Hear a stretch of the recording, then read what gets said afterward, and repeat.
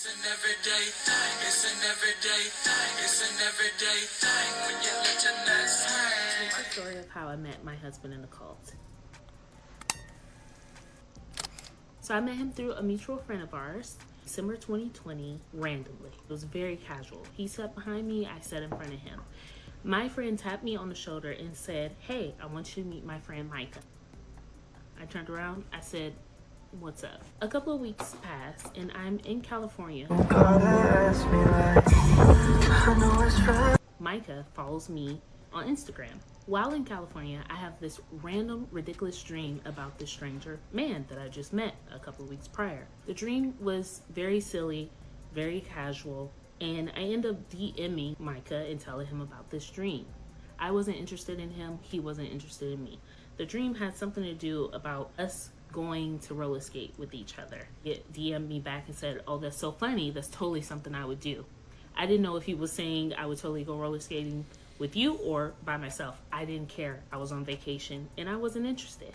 So the next week I come back home, I go to church and I'm talking to my friends and all of a sudden I hear from across the room, "Hey Dom, when are we gonna go roller skate?" I turn around and I bust out in laughter because I thought that was the funniest thing. And I didn't think again about the conversation that we had in the DM because it was so casual and so short.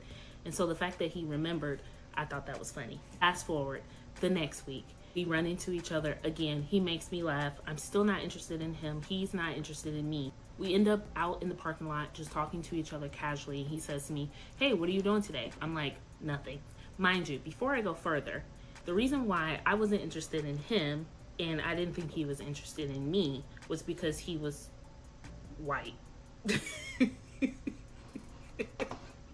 White men just tend to not be interested in me, and I tend to not be interested in them, so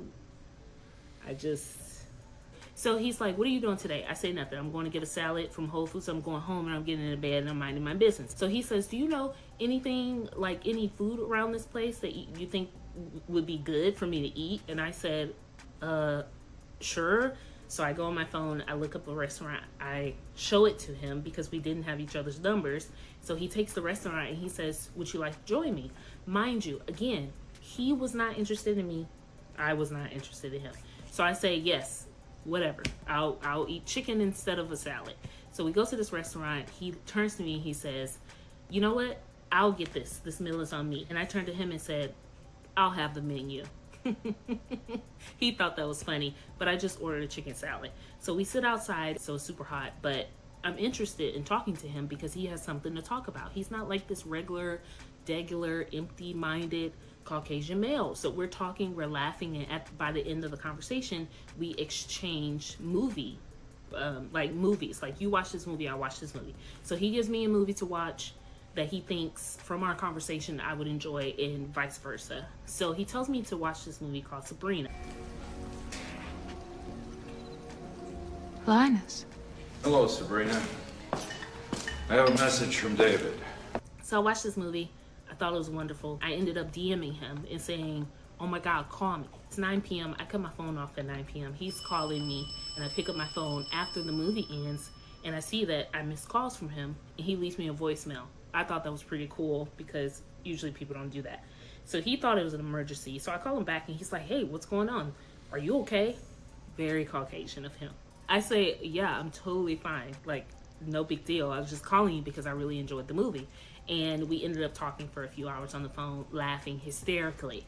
So the next week I see him again and he makes me laugh really hard. So slowly over time, we're hanging out. He joins my friend group and every time I'm around him, I'm just laughing. The reason why it was so huge to me in my mind that this white guy, one, had me laughing, and two, I felt like myself, is because the cult that I was in really beat me up. They were really tearing me down. So every time I was around this guy, I felt like myself again, if you know what I'm saying. Now, April 2021. So we're hanging out a lot at this point, and I'm like, I'm starting to catch feelings for this guy. So we eventually go roller skating because he asked me to go roller skating with him. We go, he doesn't pay for it, I pay for it. And we're hanging out and he turns to me and says, "Yeah, so I'm really interested in this girl at church. And it's not you."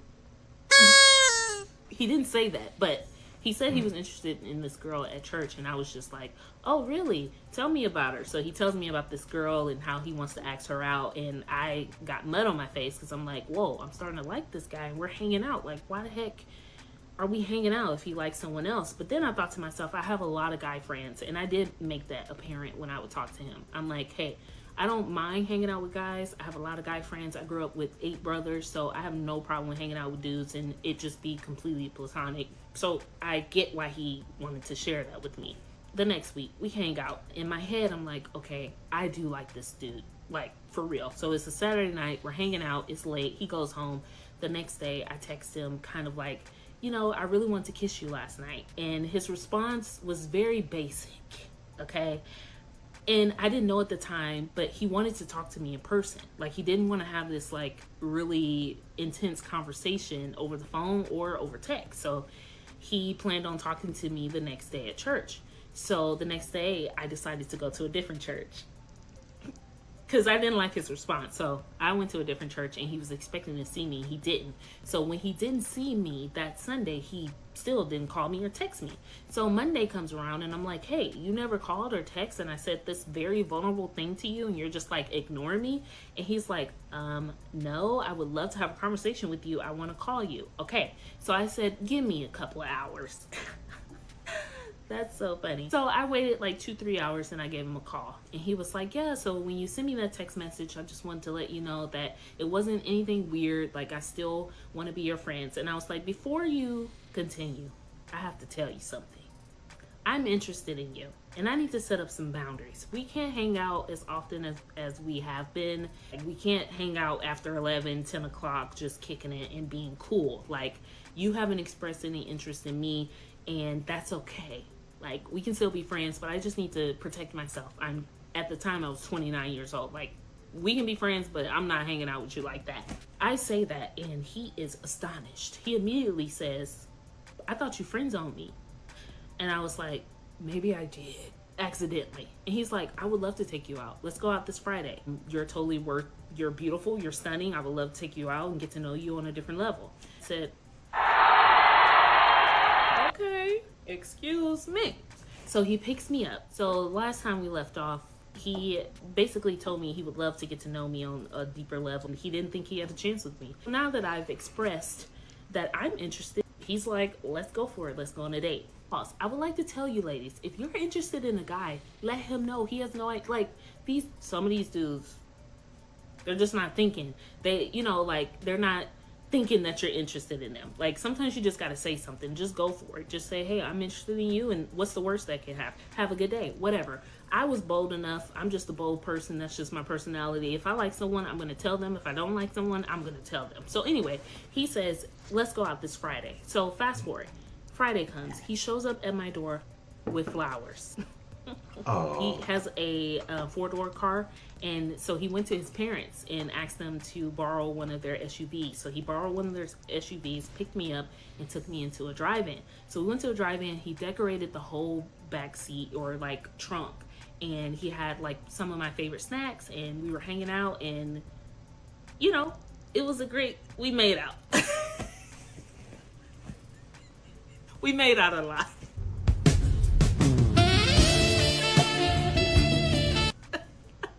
And okay, so here's the thing. I'm my husband's second girlfriend and first wife. My husband is like my 18th, 20th, 25th boyfriend, whatever. I don't know.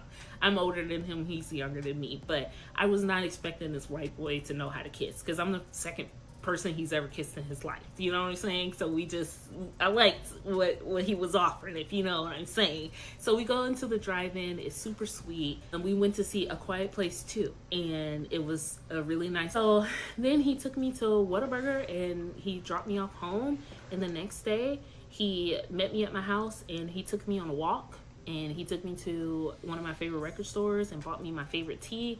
And the next day, so that was Saturday, and then Sunday, he called me and said, hey, you remember the trip I said that I had? I said, yes. The next day, he went on a 15-day trip to California. He went on a road trip with a friend. So we had just started dating, and he leaves for 15 days. Listen, that was great for me. I loved it. I love that because I have been single for 8 years. Literally 8 years. I don't know if I told you that, but I have been single for 8 years before I met this man. So I was like, totally, go on a trip, have a good time. So during this trip, we communicated with each other. We learned a lot about each other because it was over the phone. And he actually ended his trip early. He was supposed to be gone 15 days. He came back on the 14th day. So he called me. He said, hey, I'm in New Mexico. I'm going to go to bed. I was just calling to talk to you, but I'm going to go to bed and I'll see you tomorrow. And I'm like, okay. So he lied.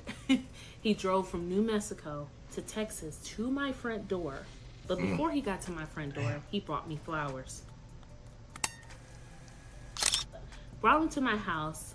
I get a knock on my door and I'm like, who could this be? I look out the peephole and it's him. And I'm like, I didn't think I would see him for a few days. I open the door. He has this big, beautiful smile on. And he's like, will you be my girlfriend? And I literally, legitimately said, will you marry me? And he said, let's get to know each other more. Guys, it was the most wonderful, most beautiful.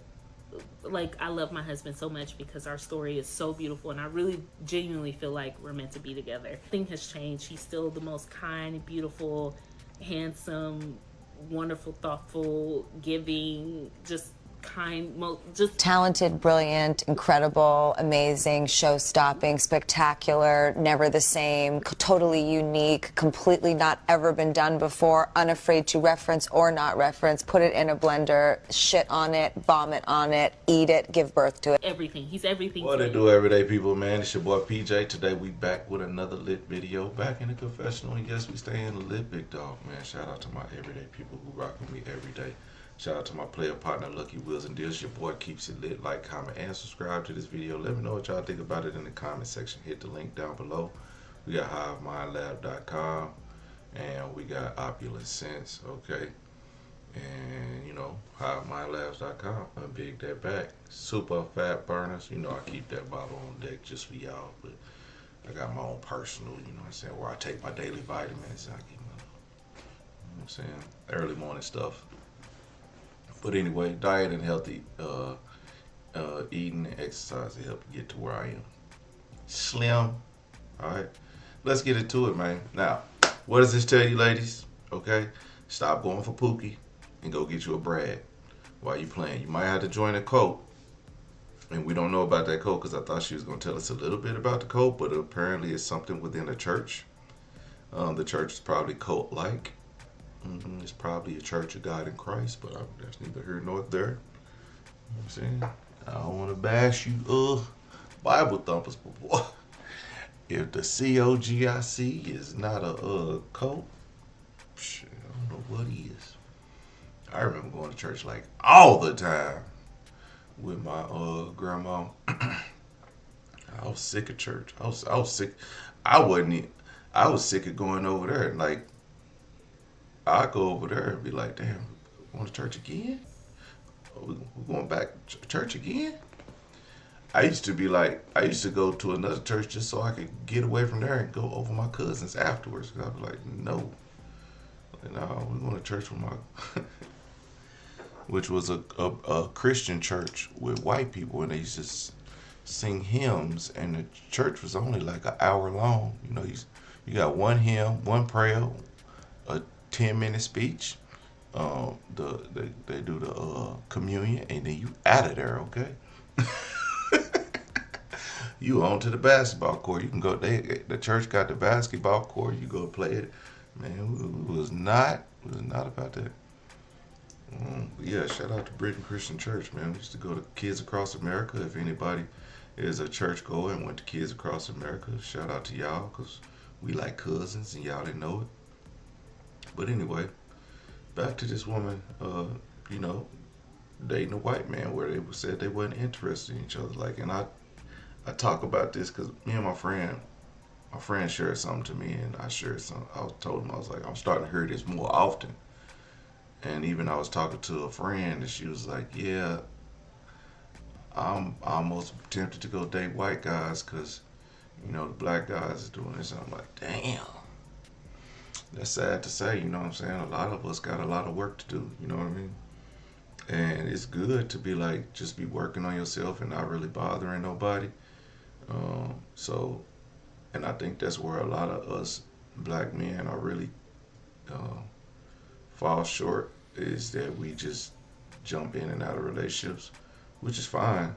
But then again, you don't never learn nothing about yourself or analyze what went wrong. And we always be like, man, it was this and that and this and that. But at the end of the day, it's always part of us. Like, cause I ain't just like, I ain't I ain't never innocent in a relationship, but I ain't never just always just, it's always my fault, my fault, my fault. So whenever you break up with somebody and they always tell you, it's your fault, you did this and this and this and this. Okay, so now you need to reevaluate those gripes that she had, so you don't take those into the next relationship. Okay, but then understand that you know, you can't just beat down on yourself, because I know that's how we feel. Like, men, when we get into a relationship, even though we be wrong, and somebody said I was wrong on this other video because I didn't hear that the guy cheated on the girl, but who cares? She still shouldn't have been cheating on him. Like, leave. If you cheating, leave at this point. Like, if a guy cheat on you, and this is the gripe of black women dating black men, is that we cheat on them and then they leave. They cheat back, and then we either destroy their life, or you know, we can't handle it. We start putting our hands on them and stuff like that. And so they rather go to Brad, where Brad will not cheat on them. He'll buy her flowers. He'll take her on dates that's thoughtful, and, you know, put you know, the drive-in date, and, you know, set the picnic scene right and all that good stuff. Now, I'm not just saying that black men don't do that. I'm just saying, weigh your options. I mean, men do, so black men do. So, I mean, just at the end of the day, like, it is what it is. I mean, you're going to find out who you like when you like. But one thing, the only gripe I have about the whole interracial dating is that, you know, black men, when we date outside our race, of course, we date because they look good, and they, you know, they just look good. They're not intellectual, they not goal driven, they want to be housewives. Okay, but we won't make our own black women housewives just because she beautiful, you know what I'm saying? Because then, I was going to say something, but I'm going to leave that for a whole nother story. But then, but white men, when they date black women, they date the goal-driven black women, the educated black women. They date. Now, I ain't talking about Matt that wears her hat backwards. You know what I'm saying? I'm talking about, and a shout out to all the Matts, because they like, what? By golly, not Matt. Anyway, but yeah, the clean-cut white guys, you know what I'm saying? And this white guys that got a little bit of, you know, hood, and not really hood, but like they grew up around black people that like black women. Them, they be having their shit together too. You know what I'm saying? So, but they and again, they go for the one who's educated. They go for the goal-driven one, and they support their woman. So when you hear a white or black woman talking about, oh, she, you know, finally dating a white guy or whatever, then, you know, it is what it is. And guess what? She's educated, goal-driven, you know what I'm saying? And she want to be treated like a queen. And so, and then white guys are, and I don't know if it could go, it's all type of sorts of reason why white guys are able to do this. But I say most white guys aren't felons. They ain't about that gang life. They always got a clean cut, so they tend to get better jobs and early. And they, you know, started when they was 18. Now they 30 something, and they, you know, at the top of their game. Whereas black guys, we felons, we don't we never kept a good job because we was always moving around because we didn't like how this person talked to us and this and that. And then our friends, you know, we hanging with our friends and not doing the most. We drinking every weekend and not taking our job serious, not going to college, getting kicked out of college. You know, all the stupid stuff that I could say I know because of myself, but you know, it is what it is. So then when you get a man, you know, when it's now we in our 30s and 40s and getting our life together, five kids later, and then wondering why we can't get the best of the black women because they over here messing with Dale, you know what I'm saying, and then not really rocking with us. But I don't care, like, you know, it is what it is. But that's what I'm saying. I'm not saying that's everybody. I'm saying that this is what I'm starting to see. So, you know, all I can say is, black men, you know, as you going through life, you know, learn to fix yourself. But everybody ain't got that mentality to go fix themselves. You gotta have somebody, a mature adult, to tell them, and then they gotta be willing to listen. Again, these young dudes ain't listening. They don't want to pay attention. And I distinctly remember talking to somebody and being as a mentor and telling them, hey man, here are these Google IT classes, get into this. Here's this right here, get into that. And now that person's in jail. And be like, man, you know what I'm saying, PJ, you know, I'm gonna jump on this when I get out, this and this and this and that. And I'm like, but yeah, you're gonna be years behind. You know what I'm saying? Instead of doing it right then. So yeah, there's that, and I know this ain't got nothing to do with like really her love story, but this is what I'm starting to see all over. It's just like, so I can't be mad at the woman if I find a white man in a cult. I'm not mad at her really at all. Don't make whatever you love who you love, really. You know what I mean? But I really wish she would have spoken more about the cult, and she gonna talk about that, I guess, in another video. But I guess y'all could check out Fresh Dirt. Remember the name is in the hashtags, and y'all can find her there and go see why she's in the cult. You know what I'm saying? And how she got in, met her husband. Anyway, everyday people, let me know what y'all think about this in the comment section. Like, comment, subscribe. I'm a holla at you later. Peace.